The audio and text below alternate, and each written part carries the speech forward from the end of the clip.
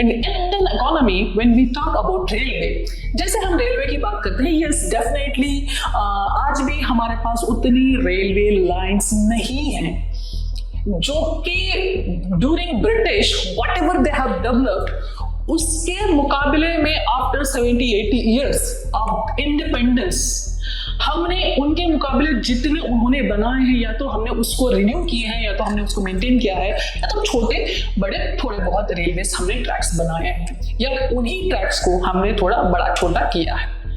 Hardly हमने ऐसा कोई एक्स्ट्रा डेवलपमेंट नहीं किया है रेल में, चाहे वंदे भारत हो जाए, ये हो जाए, वो बहुत सारी चीजें आई हैं, लेकिन हमने फिर भी इतनी ग्रेट अचीवमेंट्स नहीं किए हैं। और जो ट्रेन पहले चलती थी उसी ट्रैक पे हम वंदे भारत भी चला रहे हैं, ऐसा भी हो रहा है। इन दोस केसेस लेट्स सी, जब कोई एक दैट इज पॉलिटिकल डिस्कशन, जब कोई रेलवे ट्रैक बनता है तो उसमें कोई भी एग्रीकल्चर लैंड हो या कोई भी फॉरेस्ट रीजन हो या कोई भी जो नेचुरल रिसोर्सेज का रीजन हो या कोई भी सिटी हो या कोई भी पोर्ट हो या कोई भी गांव खरिया, इस तरह की बहुत सारी चीजें होती हैं, उन सब चीजों को जस्ट एक रेलवे ट्रैक बर्बाद करते हुए निकल जाता है। आपने देखा होगा एक मूवी थी चेन्नई एक्सप्रेस। चेन्नई एक्सप्रेस में वो एक सीन आता है ना जहाँ पे शाहरुख खान को दीपिका पादुकोण लेके जाती है, जो उसका बाप होता है दीपिका पादुकोण का, वो रिसीव करने आता है दीपिका पादुकोण को। वो ट्रेन के ट्रैक पे उतर के शाहरुख खान को मिलाती है अपने बाप से। तो वो जो सीन है, वो सीन बेसिकली गोवा के पास एक वाटरफॉल है विच इज कॉल्ड दूध सागर। वो दूध सागर वाटरफॉल पे वो शूट किया गया है। दैट पणजी से लगभग 7-8 किलोमीटर दूरी पे है वो। बस आप पणजी से आप एक्टिवा पे चले जाओगे 7-8 किलोमीटर में आ जाता है। व्हेन आई वेंट देयर तो मुझे एक चीज बड़ी मतलब डिस्कम्फर्ट है। यस, वो रेलवे ट्रैक बहुत खूबसूरत है और वहाँ पे जो दूध सागर का जो वाटरफॉल है वो भी बहुत खूबसूरत है। रेलवे ट्रैक भी बड़ा अच्छा से बनाया गया है and it is a kind of very beautiful and heritage place। लेकिन वहाँ पे एक चीज आपको समझने की बहुत which hurt me very badly, that is वो जो पूरा जो बेल्ट है ना, it is full of greenery। वहाँ के जो हर्ब्स हैं, शर्ब्स हैं, वाटरफॉल्स, एक्वाफेरा, इतनी खूबसूरत जगह आपने एक रेलवे ट्रैक लाके ठूस दिया। वहाँ पे जब जाते हो ना आप उस रेलवे जो दूध सागर को अगर आप देखने जाओगे, आई वेंट बाय ट्रकिंग, लेकिन वहाँ पे जब आप ट्रकिंग करके जाते हो इतने खूबसूरत एक्वाफेरा, जमीन से पानी निकल के आ रहा होता है वहाँ पे, और इतनी छोटे छोटे जो नदियाँ होती हैं which will fall in yes definitely in Arabian sea. तो वो सारी जो नदियों को वो काटते हुए चीरते हैं, जो वो रेलवे ट्रैक जाते हैं ना, which is hurt, it damages entire nature. पूरा नेचर को डैमेज कर देती है वो ट्रैक। तो वो बस एक ट्रैक पूरे नेचर को, ये लोगों को वो खूबसूरत लगता है एक अलग तरीके से। जैसे कि एक वाटरफॉल हो रहा है, उसके सामने ट्रेन आ रही है और वहाँ पे पानी नीचे से निकल के जा रहा है और पूरी जो ग्रीनरी है अतराफ से फैली हुई है, ये वो एक अलग नज़ारा है। But it affected the nature खराब कर देता है वो ट्रेन, और ट्रेन का डिब्बा नेचर खराब कर देता है। तो लेट्स सी, वी इम्पैक्ट उस तरह से बहुत सारे जो एग्रीकल्चर लैंड्स हैं, बहुत सारे जो डैम्स हैं, बहुत सारे जो शहर हैं, फॉरेस्ट रीजन्स हैं, इस तरह के बहुत सारे reasons just because of rainy rain we destroy the development of railway, the development of connectivity. When we talk about the development of connectivity, when we talk about the development of railway, we harm entire nature itself, which is where we talk about the development in the economy's development, the infrastructure development। कहीं ना कहीं ये harm करती है, कहीं ना कहीं जो इंफ्रास्ट्रक्चर है उसको तोड़ देती है। तो जैसे इंफ्रास्ट्रक्चर टूट जाता है, when we talk about the infrastructure development, the development कहीं ना कहीं आपके नेचर को, आपकी जो कुदरती जो रिसोर्स होते हैं, जो कुदरती जो ब्यूटी होती है, उस ब्यूटी को कहीं ना कहीं खराब कर देती है, कहीं ना कहीं इम्पैक्ट करती है, इट विल डिस्ट्रॉय।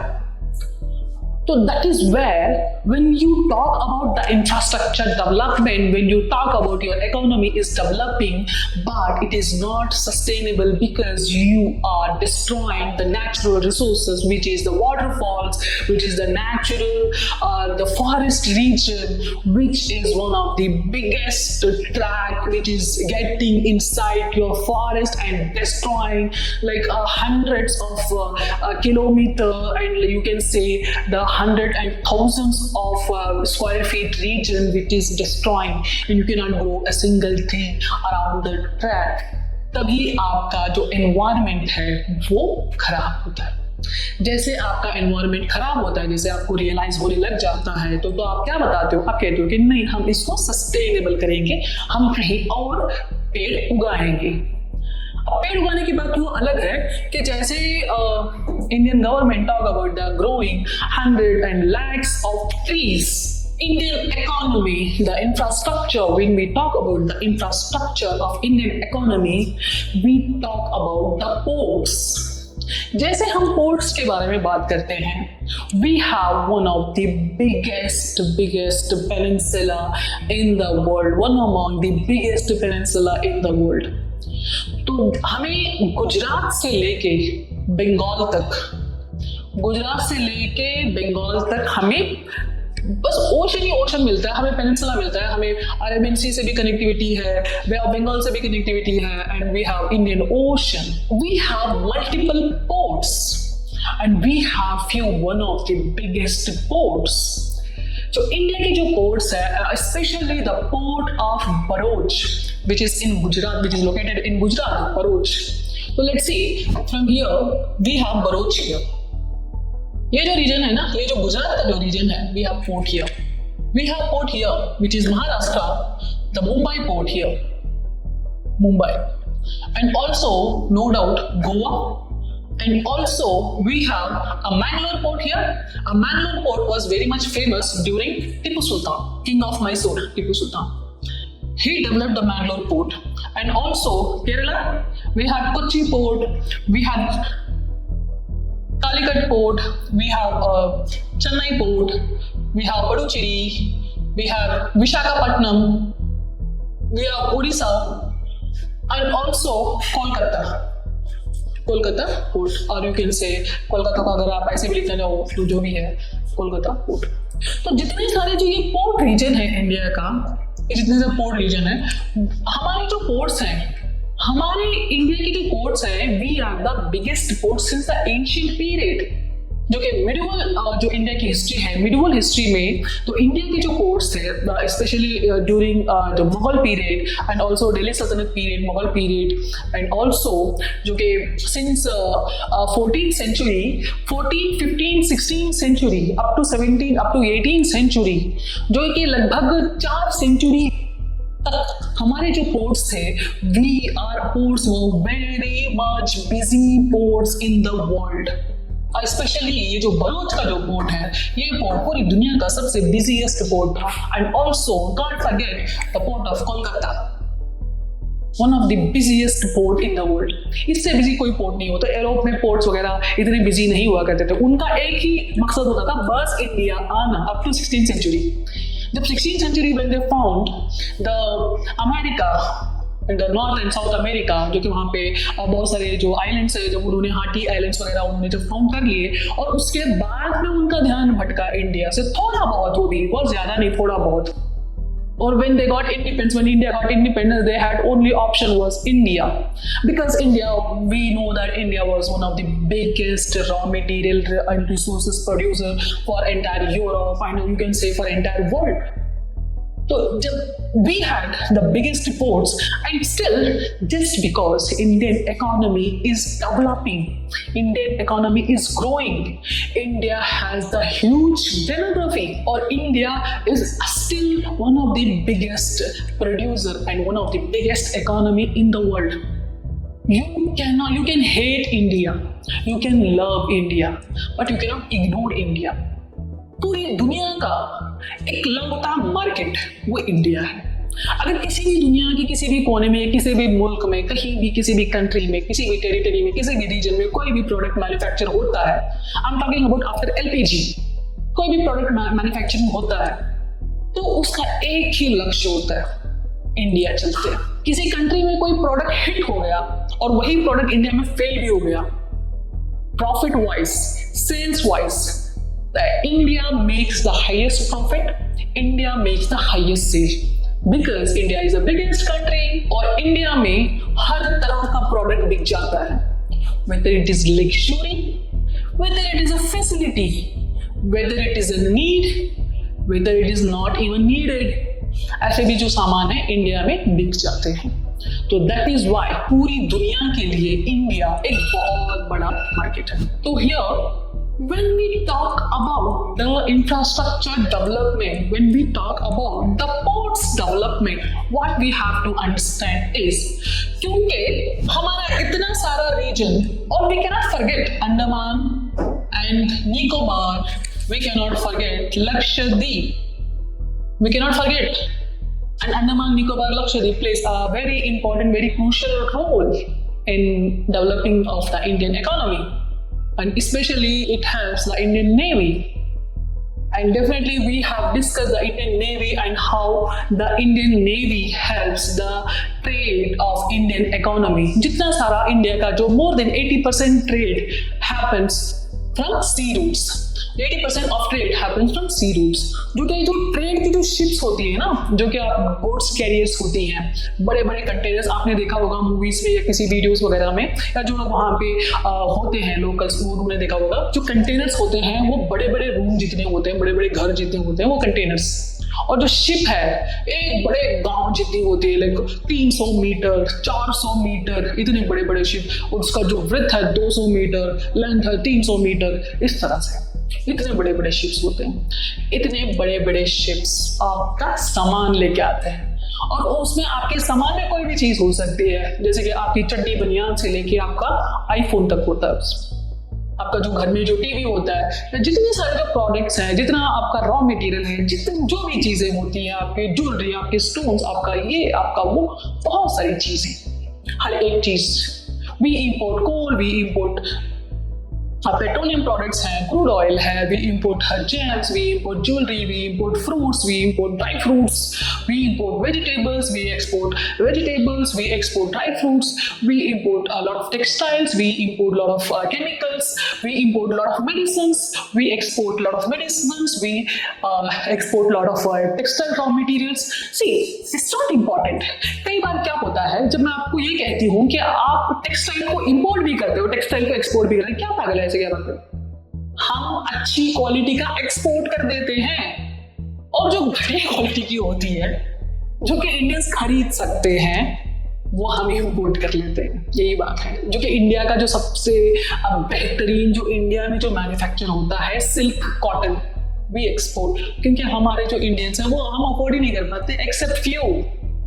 हैंडमेड होती है, हैंडलूम होती है, लाखों में तो उसका प्राइस होता है, इट इज डिफिकल्ट। वो कुछ इक्के दुक्के होते हैं जो कि मशीन मेड को हैंडमेड बना के बेच देते हैं 5-10 हज़ार में, जो सिल्क की साड़ी है 10-15 हज़ार में, जो मशीन मेड को हैंडमेड बना के बेच देते हैं। Yes, that is a fact. We import textile, we import the silk product, we import cotton products, the cotton textiles we import. Yes, definitely we export cotton. Yes, definitely we export silk. Yes, we import, see, let's say for example the jewelry, gems and jewelry, आपने देखा gems and jewelry, we are the biggest producers of diamonds in the world, which is called artificial diamonds. हमारे पास diamond की खान नहीं है, लेकिन हमारे पास गुजरात में, सूरत वगैरह में हम डायमंड्स की बहुत सारी इंडस्ट्रीज, फैक्ट्रीज बनाई हैं, जो कि हम नेचुरल प्रोसेस की तरह, हमारे पास बड़े अच्छी अच्छी इंडस्ट्रीज हैं जहाँ पे हम डायमंड्स मैन्युफैक्चर कर लेते हैं। But again we import natural diamonds, and we are the biggest importers in the world, and we are the biggest manufacturers of the diamonds. Manufacturing means the producing diamond artificially, and also the processing of diamond industry, which is called the diamond cutting industries. We are the biggest diamond cutting industry in the world, and we are the biggest diamond jewelry makers in the world, and we are the biggest exporters of diamond jewelry in the world again. and we are the biggest consumers of the diamonds in the world.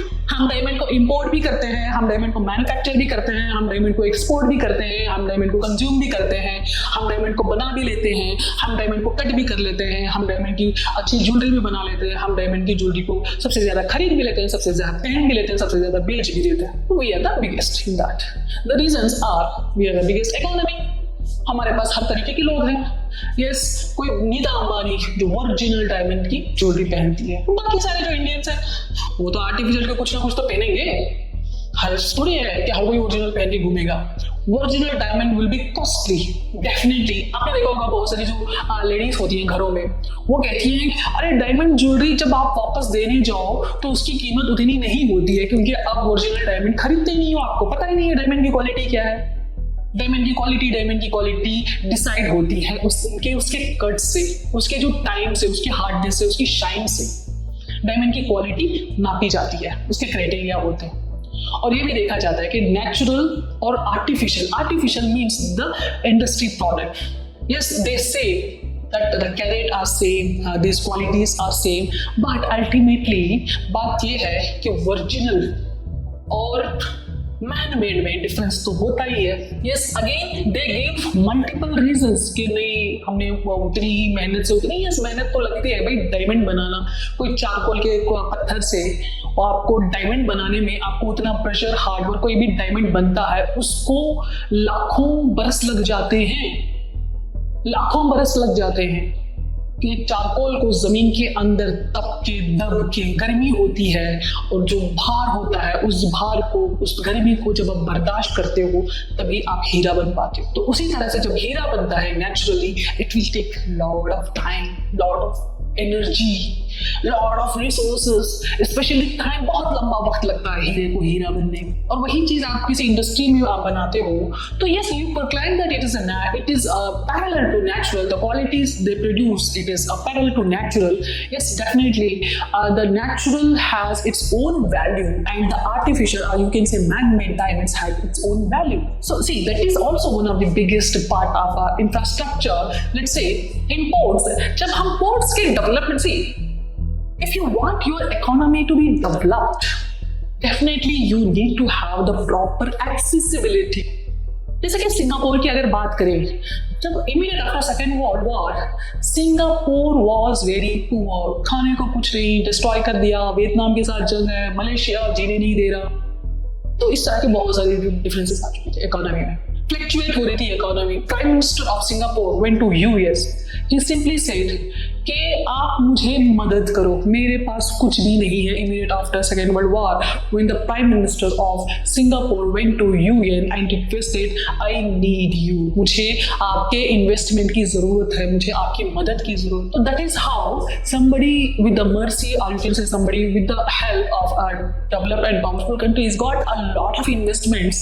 जो tax free, tax haven कहा जाता है आज की date में, and just because it is a port city, one among the biggest port city in the world, one among the biggest port city in the world, Singapore.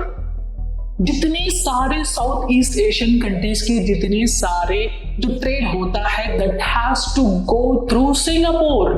और उन्होंने जो port cities है, जो पोर्ट रीजन है, उसको इतना अच्छा facilitate बनाया, इतना अच्छा डेवलप किया कि कोई भी जाता है वहां पे रुकता है, वहां पे अपना सामान देता है या लेता है, बेचता है, खरीदता है.